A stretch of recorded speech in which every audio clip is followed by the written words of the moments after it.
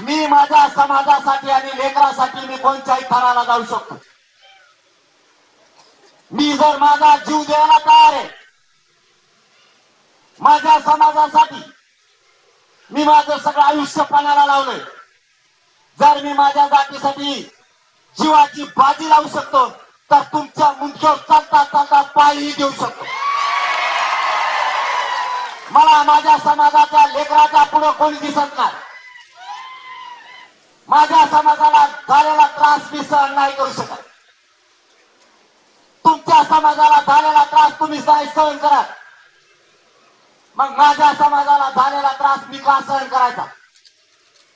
तुम्ही तुमच्या जातीसाठी कट्टर आहेत तर मी माझ्या जातीसाठी का कट्टर असू नये? तुम्ही तुमच्या जातीसाठी कोणत्याही टोकाला जाताय मग मी माझ्या जातीच्या लेकरासाठी का मरायला मागं सारखावं? मी माझा समाज माझ्यासह आज एक आलाय. मला गर्व वाटतोय आणि माझ्या समाजाचा मला स्वाभिमान सुद्धा आहे की मी या समाजात जन्म घेतलाय. त्या समाजासाठी मला काम करायची संधी मिळाली म्हणून मी जीव द्यायला तयार आहे. तुम्ही कोण मला आंदोलनापासून रोखणार आहे? मी का बघू नये? माझ्या समाजाच्या लोकांच्या पट्ट्या झालेल्या. मी का बघू नये? माझ्या लेकरा अधिकारी डॉक्टर इंजिनियर झालेले. मी का बघू नये? कलेक्टर एसपी झालेले माझ्या मराठ्यांचे पोरं. माझ्या मराठ्यांनी कष्ट केलं आणि बघितलं स्वप्न अधिकारी लेकर होण्याचं. त्या माझ्या मराठ्यांचं स्वप्न साकार करण्यासाठी मी का जीवाची बाजी लावली? मी का गद्दारी करावी मराठ्यांची? या सत्तेसाठी आणि या राजकारणी लोकांसाठी मी मागावा पाऊल माझं का घ्यावं? माझं शेवटचं पण आहे. मराठा समाजाच्या लेकराच्या डोक्यावर आरक्षण देऊनच गुलाल टाकायचा, त्याशिवाय मागं सारखायचं नाही. तुम्हाला विनंती आहे, येऊ द्या काय संकट यायची ती. पुढच्या पिढ्या मोठ्या करण्यासाठी संकट अंगावरती झेला. आज सत्ता त्यांच्या हातात आहे. तुम्हाला त्रास होईल सहन करा. तुमचे लेकरं डोळ्यासमोर ठेवा आणि त्रास सहन करा.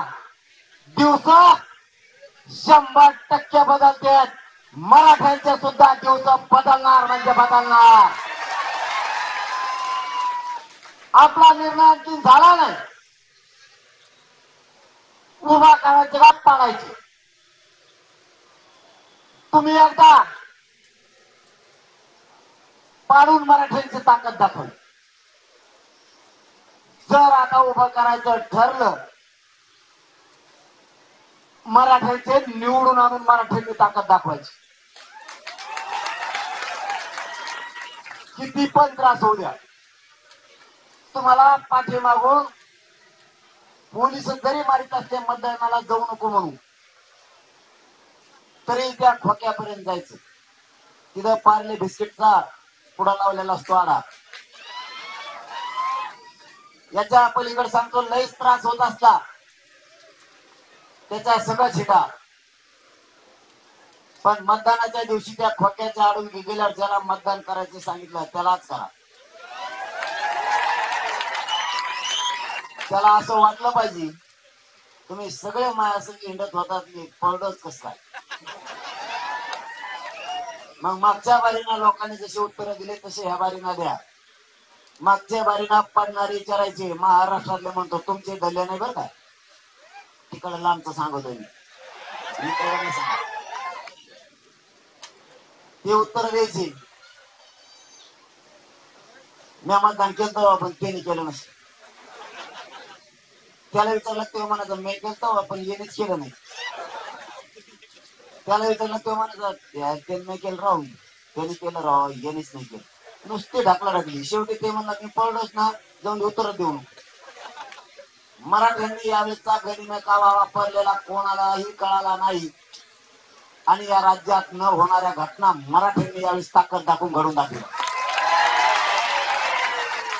जर त्रास झाला तर जात आणि जातीचे लेकर डोळ्यासमोर ठेवायची. कित्येक पण केसेस होऊ द्या, माग कुठे हटायचं नाही. मी हटलो नाही. माझ्यावर यासाठी आहे. माझ्यावर इतक्या केसेस आहेत. 10 मिनिटं वेळ आहे, बोलू बा.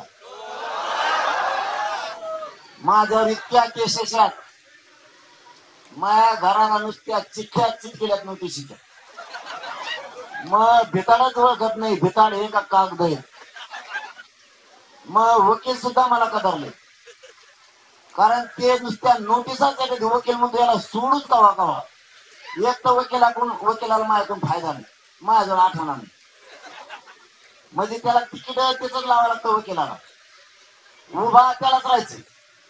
परत येताना खर्ची त्याला मलाच द्यावं लागत. असं गिरायक लागलोय मी त्यांना. पण माय बाप हो, मी हटत नाही. फक्त या मराठ्यांचे लेकर मोठे व्हावेत नाही. या देवेंद्र